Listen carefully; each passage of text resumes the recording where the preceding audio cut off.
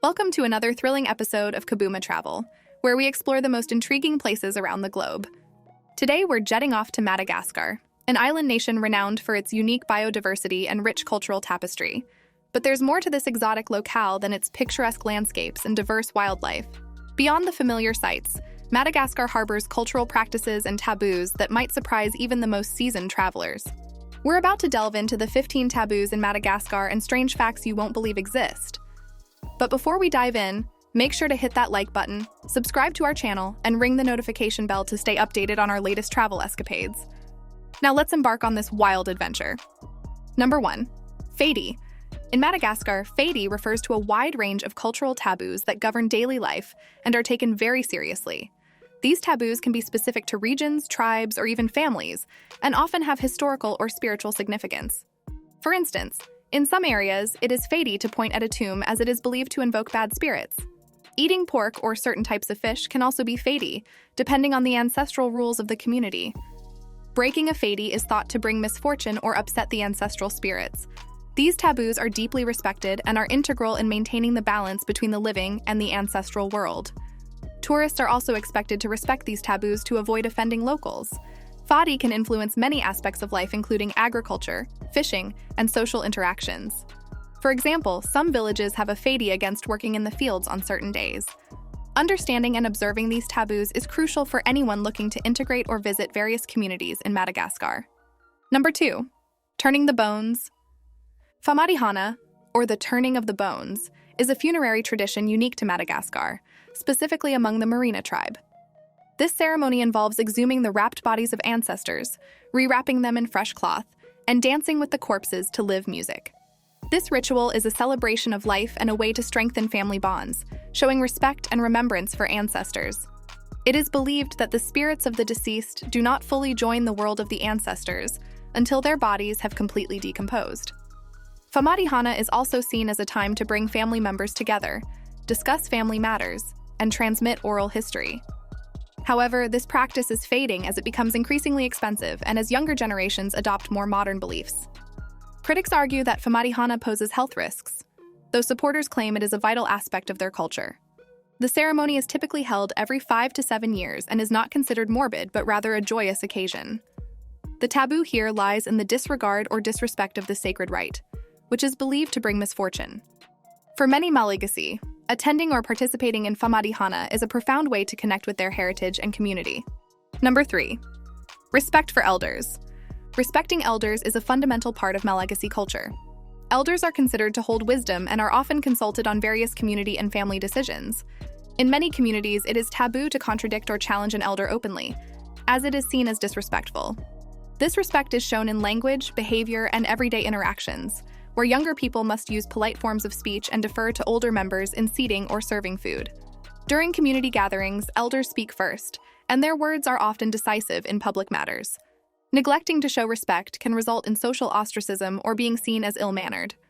In some parts of Madagascar, there are also specific rituals to honor elder family members, including offering the first portion of a meal to them. The taboo against disrespecting elders extends to ignoring their advice or not caring for them in their old age. The high regard for elders reinforces the community's values and the importance of family and hierarchy. Number 4. Zebu Cattle. Zebu cattle hold a sacred status in many Malagasy cultures, especially among the Bara tribe, where cattle rustling used to be seen as a rite of passage for young men. These cattle are not just livestock but symbols of wealth, social status, and cultural identity. In many parts of Madagascar, it is taboo to harm or kill zebu cattle without specific, traditionally sanctioned reasons. Zebu are often involved in important rituals, such as sacrificial ceremonies that seek blessings from ancestors. The theft of zebu is considered a major crime and can lead to severe community conflict or even deadly feuds. During certain ceremonies, zebu are slaughtered as offerings, and their meat is distributed according to strict customary laws. The taboo extends to the consumption of zebu meat in some areas, where it may only be eaten during specific rituals or by certain members of the community. The importance of zebu is also evident in the traditional Malagasy art and folklore, where they are frequently depicted as spiritual protectors. This reverence for zebu reinforces social bonds and reflects the deep connection between the Malagasy people and their environment. Number 5. Silence in sacred places. In Madagascar, certain natural sites are considered sacred, such as specific forests, caves, or waterfalls. It is a strong taboo to speak loudly, shout, or behave disruptively in these places. Silence is observed to show respect for the spirits believed to inhabit these sites. Many Malagasy people perform rituals or offer prayers in these locations, and disturbing the peace can be seen as disrespectful to both the spirits and other visitors. This taboo is deeply ingrained in the local culture and is linked to the wider belief in the power of nature and its connection to the spiritual world. In some communities, breaking the silence can lead to spiritual cleansing rituals to appease the offended spirits. The taboo helps preserve the tranquility and spiritual significance of these sites, fostering a sense of reverence and conservation. Visitors are often advised to follow local customs and maintain a respectful demeanor when visiting such places to avoid causing offense. Number 6. Premarital chastity. In many traditional Malagasy communities, premarital chastity is highly valued, especially among women.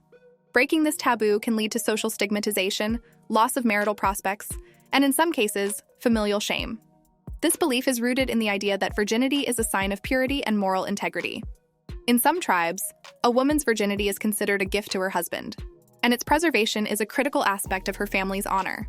Ceremonies or rituals that test a bride's chastity are still practiced in some regions, although they are becoming less common. The enforcement of this taboo can vary significantly from one community to another, reflecting the diverse cultural landscape of Madagascar. However, the pressure to maintain chastity can have profound impacts on women's social status and personal relationships. In more urbanized areas, these traditional views are gradually changing, influenced by global perspectives on gender equality and women's rights. Nevertheless, in many rural areas, the value placed on premarital chastity remains a defining aspect of cultural identity. Number 7. Forbidden foods. Certain foods in Madagascar are considered taboo, often for specific social groups or at certain times. For example, pregnant women are discouraged from eating twins' bananas as it is believed this could lead to giving birth to twins, which is considered demanding and potentially risky. Similarly, children might be forbidden from eating certain foods that are thought to cause undesirable traits. For instance, lemur meat is avoided by many, as it's believed to cause lethargy or stupidity, because lemurs are seen as slow and docile creatures. These dietary restrictions are not only about superstition, but are also a way to control resource consumption and maintain ecological balance. The taboo against eating certain animals can also be seen as a form of conservation, helping to protect species that are important to the local ecosystem or that are at risk of extinction.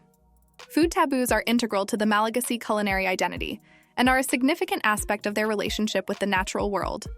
Number 8. Whistling at night. Whistling at night is considered taboo in many parts of Madagascar.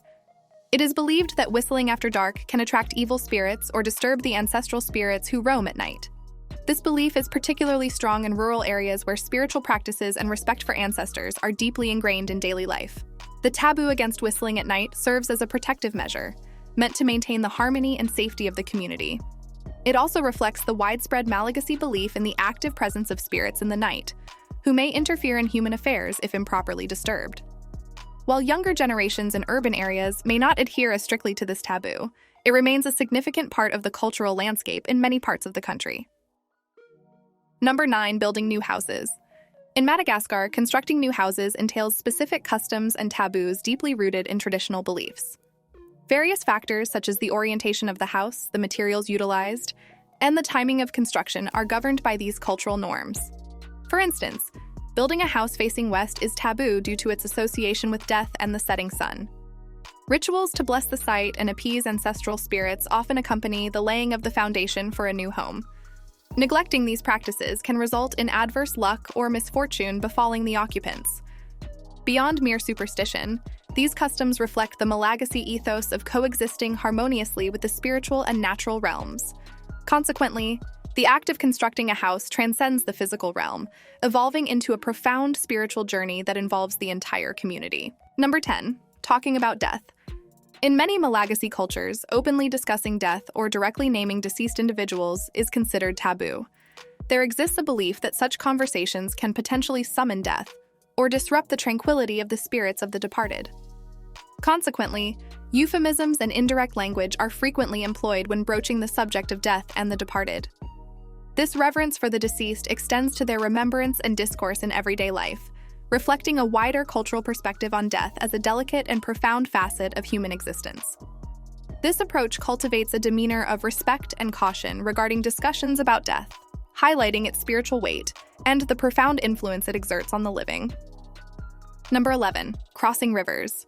In Madagascar, crossing rivers involve specific rituals and beliefs, as these waterways are often revered as sacred spaces. It is considered taboo to traverse a river without observing certain customs, such as offering prayers or conducting minor rituals. These actions are believed to ensure safe passage and placate the spirits inhabiting or nearby the river. Furthermore, in certain Malagasy cultures, swimming in particular rivers is forbidden due to their association with powerful spirits. These customs underscore the deep respect for nature and the belief in a spiritually interconnected universe among the Malagasy people. Disregarding these taboos is viewed as disrespectful and may invite misfortune or accidents as per local beliefs. Upholding these traditions fosters harmony between humans and the natural world, maintaining a balance that is integral to Malagasy culture and spirituality. Number 12. Naming children after ancestors. Naming children after ancestors is a prevalent tradition in Madagascar, yet it is accompanied by a series of taboos. In certain areas, there's a belief that bestowing a child with the name of a recently departed relative could bring about ill health or misfortune, as the spirit of the deceased might not have fully transitioned to the ancestral realm. Hence, considerable caution is exercised in name selection, often involving rituals or consultations with elders or diviners. This custom underscores the profound significance of ancestry and the interconnection between the living and the departed in Malagasy culture.